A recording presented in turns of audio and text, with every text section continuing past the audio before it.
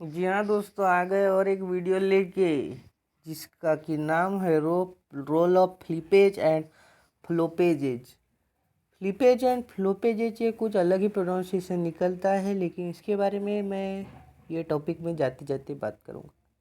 इसके पहले के वीडियो में हमने देखे थे motion of lipid molecule. Although the barrier to rapid spontaneous flow contribute to maintain of lipid asymmetry. Although the barrier मतलब बैरियर बनो, जैसे कि मैंने देखा था थर्मोडायनामिक बैरियर। कुछ ऐसे बैरियर्स रहते हैं जो कि फ्लिप फ्लॉप मूवमेंट या फिर ट्रांसफर्स डिफ्यूजन को रोकने का काम करते हैं। वो भी एक तरह से कंट्रीब्यूट ही करते हैं लिपिड की असिमेट्री को मेंटेन करने का। और बाकी के कुछ और मैकेनिज्म्स होते हैं जो रिस्पॉन्सिबल रहते हैं रीजनरेशन ऑफ लिपिड असिमेट्री का। Perhaps the most significant contributors to the maintenance of dissipation and transbilayer lipid asymmetry are proteins that catalyze the movement of lipid across the membrane। ये जो मैंने English में चबर चबर किया, इसका simple एक ही meaning है कि बाकी के कुछ और मैकेनिज्म है जो कि मेंटेन करते हैं ट्रांसबाइलेयर लिपिड असिमेट्री को, और वो मेंटेन करने वाले जो फैक्टर्स है, जो मॉलिक्यूल्स है, वही होते हैं प्रोटीन। और प्रोटीन क्या होते हैं दोस्तों? एंजाइम होते हैं। और यही दो एंजाइम है फ्लिपेज एंड फ्लोपेज, जो आपके स्क्रीन पे दिख रहे हैं आपके सामने, रोल ऑफ फ्लिपेज एंड फ्लोपेज। तो ये कुछ ऐसी एक्टिविटीज़ करते हैं जिनके कारण ट्रांस बाइलेयर की लिपिड असिमेट्री मेंटेन रहती है। और ये जो भी एक्टिविटीज़ करती है, यानी प्रोटीन जो भी मैकेनिज्म या फिर टेक्निक करती है ट्रांस बाइलेयर पे, लिपिड मॉलिक्यूल्स पे, प्लाज्मा मेम्ब्रेन पे, ये एक्टिविटीज़ डिपेंड करती है सबस्ट्रेट स्पेसिफिसिटी पे। रिक्वायरमेंट ऑफ एनर्जी लगती है, इसको एनर्जी की ज़रूरत है, एटीपी की ज़रूरत है, और डायरेक्शन ऑफ ट्रांसपोर्ट की ज़रूरत है। तो इसी तरह से हमने आपको बताया कि प्रोटीन के द्वारा मेंटेनेंस होता है ट्रांस बाइलेयर लिपिड असिमेट्री का। और ये होते हैं दो क्लासेस में डिवाइडेड, दो क्लासेस होते हैं इनके। और ये आपको अगर सिंपल लैंग्वेज में बताया जाए तो ये है ATP dependent transport of lipid. मतलब ये जो भी दो क्लासेस है, ये जो भी क्लासेस है एंजाइम के, प्रोटीन के, ये है एटीपी डिपेंडेंट ट्रांसपोर्ट लिपिड्स।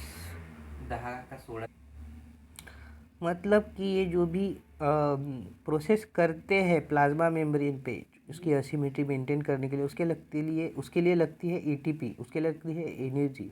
इसलिए इन लिपिड्स को, यानी इन फ्लिप फ्लॉप मूवमेंट को, इस ट्रांसफर्शन को हम ATP dependent transport of lipid बोलेंगे।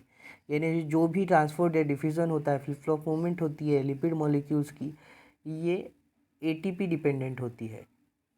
और उसके यूज़ पर से, एटीपी के यूज़ पर से, एटीपी के यूटिलाइजेशन पर से ही लिपिड का ट्रांसपोर्ट होता है। तो दो तरह के ये है, क्या है दोस्तों? प्रोटीन्स है, एंजाइम्स है, या फिर हाँ एंजाइम भी बोलेंगे क्योंकि वो कैटेलाइज करते हैं रिएक्शन को।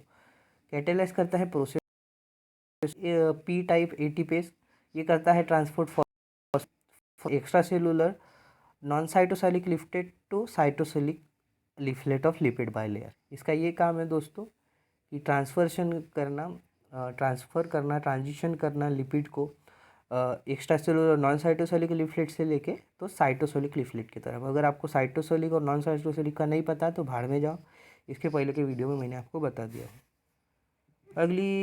अगला प्रोटीन है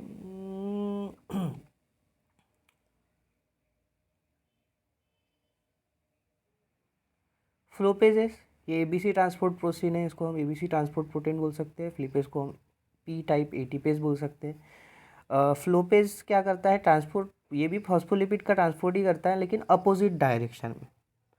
अपोजिट डायरेक्शन में मतलब जैसे कि इसमें एक्स्ट्रासेलुलर नॉन साइटोसोलिक लिफलेट से साइटोसोलिक लिफलेट की तरफ हो रहा था, तो फ्लोपेजेस साइटोसोलिक लिफलेट से लेके नॉन साइटोसोलिक लिफलेट की तरफ ट्रांसफर करता है फॉस्फोलिपिड्स को। और इसी तरह से ये दो क्लासेस है एंजाइम्स के या फिर प्रोटीन्स के, हम जैसे कि इन्हें बोल सकते हैं। और इनका ये रोल है कि ये क्या ट्रांसपोर्ट करते हैं, कहाँ से कैसा ट्रांसपोर्ट करते हैं, इनको कौन से तरह के एंजाइम्स बोलते हैं, कौन से तरह के प्रोटीन्स बोलते हैं, और ये है इनकी एक्टिविटीज़। और ये दोनों एक्टिविटीज, दोनों enzymes ATP dependent transport lipids है। मतलब इन दोनों को अपनी एक्टिविटी कंप्लीट करने के, इसमें अपने ट्रांसफर्शन, अपना ट्रांजिशन और फॉस्फोलिपिड करने के लिए एटीपी की ज़रूरत रहती है, और इसीलिए हम इन्हें एटीपी डिपेंडेंट एक्टिविटीज़ भी बोलते हैं। तीसरे तरह का प्रोटीन है स्क्रैम्बलेज। इसको एटीपी नहीं लगता है। इससे पहले के दो जो एंजाइम्स थे इन्हें एटीपी लगता था, मगर इसमें जो फॉस्फोलिपिड ट्रांसलोकेटर है, इसे हम फॉस्फोलिपिड ट्रांसलोकेटर बोलते हैं, इसको एटीपी नहीं लगता और ये एक्टिवेट होता है कैल्शियम से। ये क्या करता है, ये फॉस्फोलिपिड को नॉन स्पेसिफिकली आइदर डायरेक्शन में मूव करता है। आइदर डायरेक्शन मतलब दोनों डायरेक्शन में, कोई भी डायरेक्शन, मगर किसके हिसाब से, कॉन्सेंट्रेशन ग्रेडियंट के हिसाब से। मतलब आपको कॉन्सेंट्रेशन ग्रेडियंट का अगर आपको मतलब बताने जाओ कि एक लिफलेट में जहाँ पे हायर कॉन्सेंट्रेशन है फॉस्फोलिपिड का और दूसरे लिफलेट में लोअर कॉन्सेंट्रेशन है, तो हायर कॉन्सेंट्रेशन से लोअर कॉन्सेंट्रेशन की तरफ जाएगा, और इसी को हम कॉन्सेंट्रेशन ग्रेडियंट बोलते हैं। कॉन्सेंट्रेशन के हिसाब से जो भी मॉलिक्यूल्स है, जो भी एटम्स है, जो भी उनको मूव करना है वो उसके हिसाब से मूव करते हैं, और इसी का काम करता है स्क्रैम्बलेज नाम का ट्रांसलोकेटर, जिसकी हम स्क्रैम्बलेज बोलते हैं। और वो काम करता है दोनों लिफलेट्स को, दोनों लेयर्स को लिपिड के इक्वली पॉपुलेटेड करने की, कैसे, फॉस्फोलिपिड से। और इक्वली पॉपुलेटेड मतलब उनका अमाउंट या फिर ये नहीं, बट थोड़ा तो भी मेंटेन करने के लिए, उनकी असिमेट्री थोड़ी बैलेंस में लाने के लिए। इसलिए नहीं तो असिमेट्री भी होना, अनइक्वली डिवाइडेड भी होना, मगर उतना भी ज़्यादा नहीं कि उसका बैलेंस बिगड़ जाए, और इसीलिए खुद का उसका कॉन्सेंट्रेशन ग्रेडियंट काम आता है और उसे यूज़ में लाता है स्क्रैम्बलेज नाम का ट्रांसलोकेटर एंजाइम। और हाँ, तो ये तीनों आपको समझ गए होंगे, इसकी उम्मीद करता हूँ।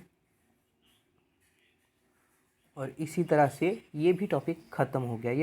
ये टॉपिक, ये जो वाला टॉपिक है काफ़ी लेंदी है, फिर भी हम इसे जल्दी से जल्दी ख़त्म करेंगे। आज हमने डाले 2 वीडियो, बहुत अच्छी बात हो गई। चलो bye, tata, good night. Good night नहीं, सुबह बना रहे वीडियो। Good morning.